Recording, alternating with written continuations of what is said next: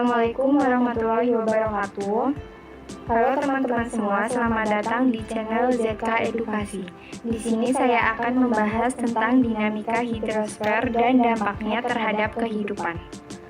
Pengertian dari hidrosfer. Siklus hidrologi.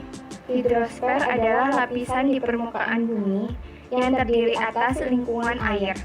Keberadaan air yang terdapat di bumi jumlahnya relatif tetap konstan, tidak kurang dan tidak lebih. Air yang ada di bumi tidak pernah dalam keadaan kurang sedikit pun karena selalu mengalami perputaran yang disebut dengan siklus hidrologi. Siklus hidrologi dibedakan menjadi tiga, yaitu siklus pendek, siklus sedang, dan siklus panjang. Selanjutnya adalah perairan darat.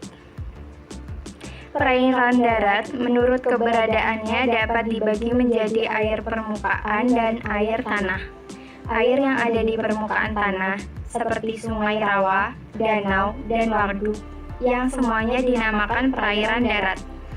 Air permukaan adalah air yang berada di atas permukaan tanah, dalam keadaan diam, atau statis, atau mengalir.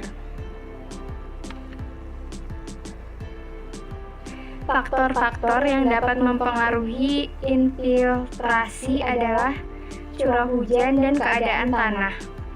Infiltrasi adalah proses peresapan air melalui celah-celah tanah. Keadaan tanah yang dimaksud bisa dipengaruhi oleh kerapatan vegetasi, porositas tanah, atau permeabilitas tanah, dan kemiringan tanah. Kerapatan vegetasi daerah dengan vegetasi rapat cenderung lebih cepat dalam meresapkan air dibantu oleh akar-akar pada tanaman.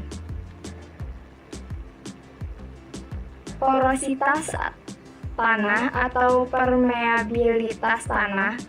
Tanah dengan porositas tinggi akan memiliki kemampuan yang tinggi dalam meloloskan air, sehingga daya serapnya akan lebih tinggi.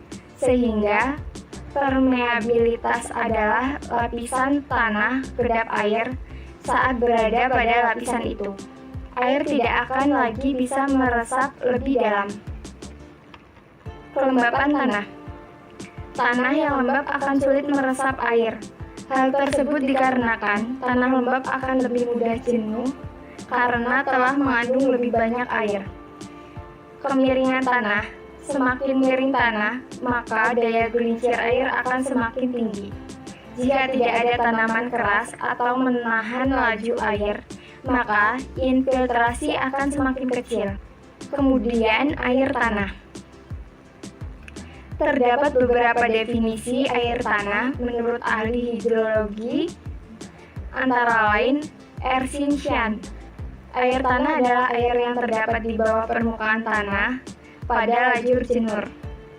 Suyono Sasrodarsono, air tanah adalah air yang bergerak di dalam tanah yang terdapat di dalam ruang antara butir-butir tanah dan di dalam rekahan-rekahan dari batuan.